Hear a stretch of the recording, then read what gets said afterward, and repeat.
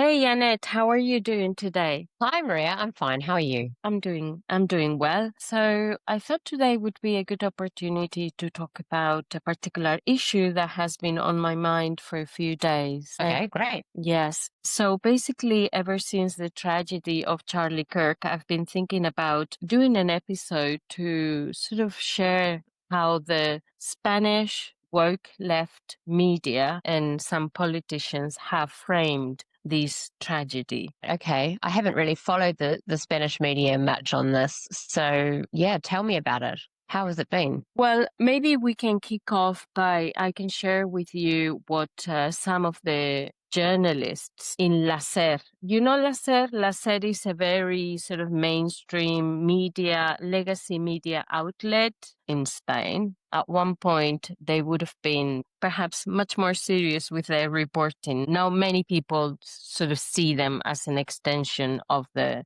progressive coalition government in terms of their talking points. But I can give you a few examples of journalists and people that have contributed to framing this tragedy in the Spanish media. We can look at La SER. Nerea Pérez de las Heras framed Kirk's ideology as extreme. She said that he was a white supremacist and a male supremacist, that white people were superior to blacks and men were superior to women. She called him a fanatic. And towards the end, I mean, she said this sentence that I find, we can talk about it later. She basically says, and I open quotes, "It seems ultras have ultra things happening to them," and close Right. quotes. Yeah. So she was basically implying that he deserved it. Charlie Kirk deserved to be killed because of who he was. Yeah, I think it implies that extremist beliefs bring violent consequences. And towards the end, she told her host, "We are smarter than those who view this as his killing as karma." And she sort of Right. smirk, actually. Then, yes, tell me. No, so she's kind of positioning herself as superior in a way. Well, yeah, definitely. We can unpack that a little bit. I'll give you another example, also from La SER, from Angels Barceló. She brushed Charlie Kirk off as an ultra activist, and her U.S. correspondent basically said, and I open quotes, "He despised the trans community," and I close quotes. But actually, I mean, it's important to say that Charlie Kirk criticized gender identity ideology and self-ID in law and the medicalization of children and youth. He didn't say that he despised the trans community in any of his commentary. And then we have this man called Ignasi Guardans, who I didn't know before. Good for me that I didn't know about this person, because look at what he had to say. Quote, "Death does not dignify his homophobia, his racism, nor his misogyny." So this is the legacy left media. They offer Yeah. any kind of evidence or anything for these views, or they just branded him a white supremacist and without really any analysis. Well, to be honest with you, I think they just reproduced the woke talking points, woke media outlets from the Anglosphere. I don't think they have listened to Charlie Kirk's narratives. And certainly they probably didn't know who Charlie Kirk was in the first place. You know what I mean? But then you have our friend and former Minister of Equality, Irene Montero. Now she's a European Member of Parliament. So, I mean, this is quite a A thing. And of senior course, person. yes, and I mean, she doesn't disappoint, does she? Any opportunity that she has to make some kind of a statement to reproduce the woke talking points, she'll definitely take the opportunity. She basically said, I open quotes, he says, "It bothers me the hypocrisy of this world." I mean, it's funny, isn't it, that she talk about hypocrisy? But anyway, "where the life of a privileged white man is worth more than the lives of 60,000 Palestinians." She then went on to say towards the end of her rant speech that that was the kind of society Charlie Kirk and fascists like him wanted to impose.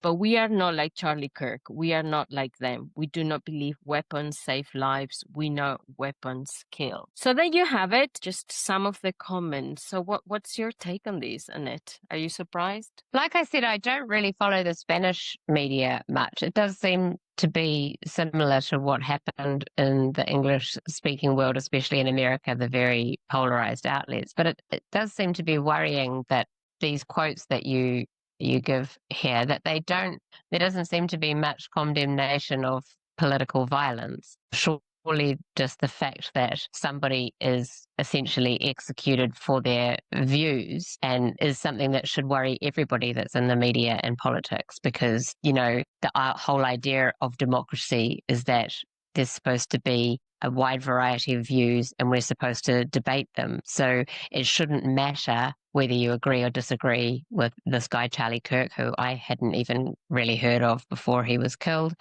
That's kind of secondary to the fact that the whole point of democracy is that we debate these things, we bring evidence, we're supposed to do things that way. And yeah, that doesn't seem to be the case with these quotes that you gave. They seem to be just sort of condemning him as somebody whose views are completely beyond the pale. He's essentially a fascist, a white supremacist, and therefore the strong implication is that he kind of deserved what was coming to him. And that seems to be a very irresponsible thing, both for media outlets and for politicians who should know better to be sort of promoting. Absolutely, absolutely. For me, one of the key aspects of the way they frame this is that how could you not frame this tragic event as a human rights issue of the worst kind? I mean, this person was publicly executed with a microphone in his hand debating students at a campus. So, I mean, you don't have to subscribe to what he thought or what he said, but you can subscribe to the fact that he has the right to say it in a free society. And the fact that he was killed for his views, and the fact that these be kind sort of woke left in Spain, they cannot really frame this as a human rights violation. For me, it's kind of, I was going to say surprised, but I'm not surprised because I think we have seen enough of how these people think and their politics.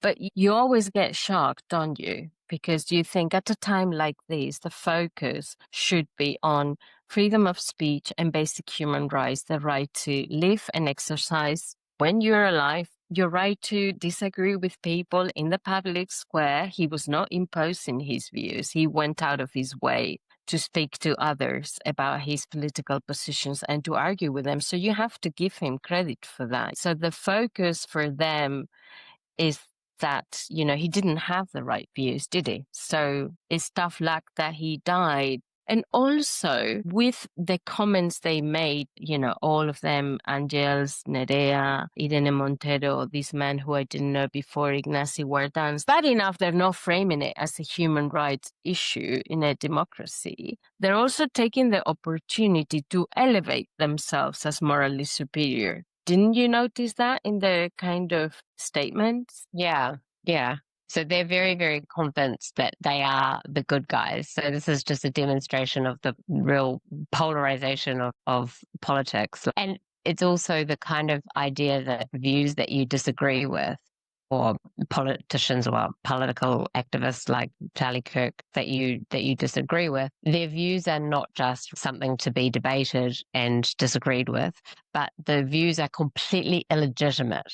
And Right. so they almost put this person in a category of completely beyond the pale and whatever. And from that comes the kind of excusing of political violence. So somebody who you can condemn as completely illegitimate it is someone who, deserves what's coming to them. And I think that's the dangerous thing about it. And, also to do that, and as you say, sort of portray themselves as very much the good guys, and that is obvious and whatever. Well, it's very dishonest, but it's also just very anti-democratic. And you have to wonder how they would feel if the tables were turned. You know what I mean? I mean, the idea is that they also have the right to, espouse their views about whatever subject they think, and people are free to disagree with them. But I don't know, they seem to be very inconsistent in the way they apply this logic. Like some people's views, their enemies' views are illegitimate to the point that political violence is excusable, but their views are just self-evidently the be kind position.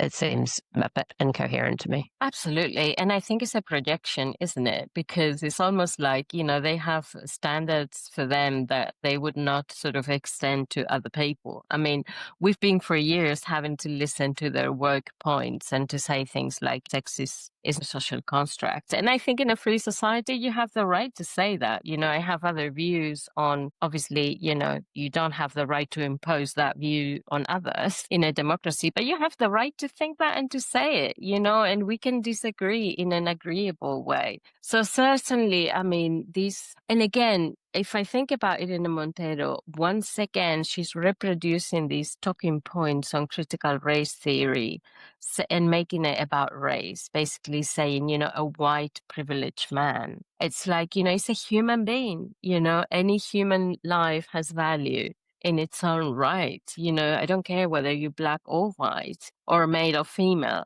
And it's quite interesting because, of course, I think these men, for them, embodies everything they're sort of against is a white, Christian, American, heterosexual man with conservative views. So it's kind of like, I just find it appalling that they're dehumanizing people so much on immutable characteristics and political views. And yeah, we can also talk a little bit about, I mean, I did know Charlie Kirk before, but I wasn't that familiar with all of his politics because, he was a very sort of MAGA movement, not somebody that I would particularly follow or listen to, but I've gone out of my way to listen to some of his positions. I mean, he was against abortion. He was for the Second Amendment and ownership of guns. He had traditional views of women. He was against gender identity ideology. He was against DEI and critical race theory.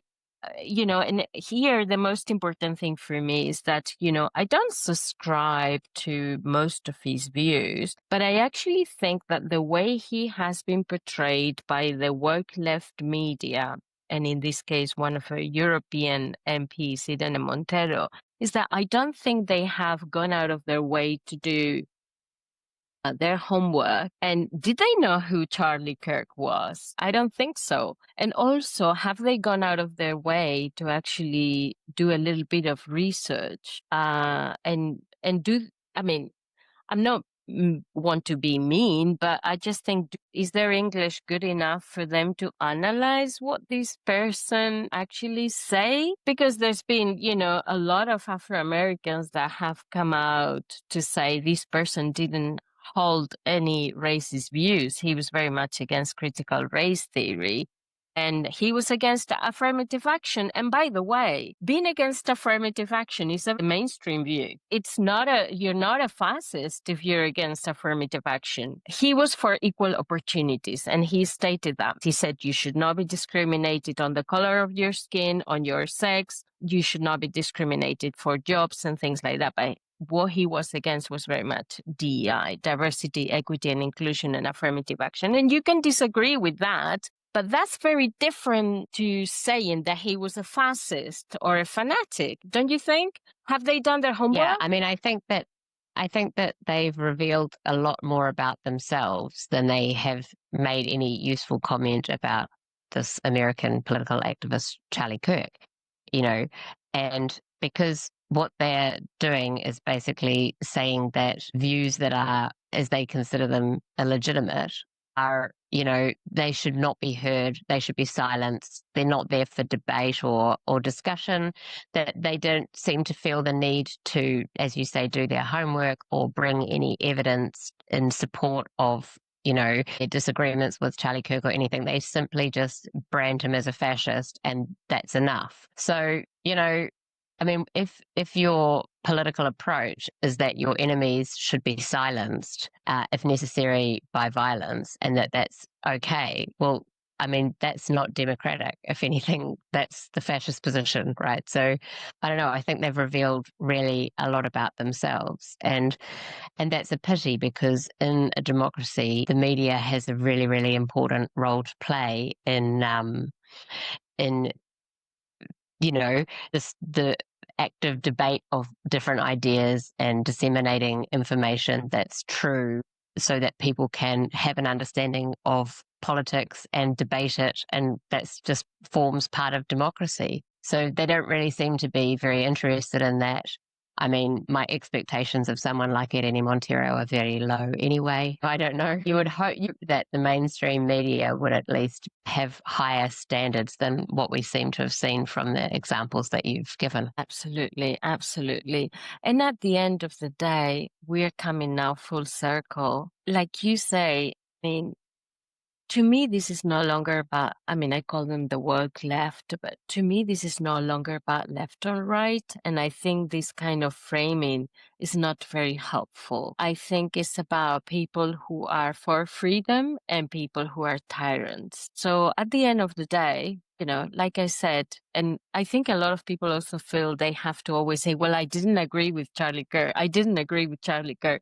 And to be honest with you, it's like, I don't care, if you know what I mean, what his views were. To me, he lost his life in an awful way, a 31-year-old man, father of two, and he was exercising his right to freedom of speech, and he was engaging in debate with people that disagree with him. You might not like his views. You might disagree with the way he debated, but he wasn't imposing his views on anybody. He was going out of his way to talk to people, to youth, and to engage them in conversation. So at the end of the day, it's a tragedy. It's a tragic that it happened, and it's a tragedy also that we would have people in positions of leadership or in media, legacy media outlets, kind of, sort of normalizing this kind of violence, or saying, well, this is a second class sort of person anyway, because he was right wing conservative and sort of a MAGA, make America great again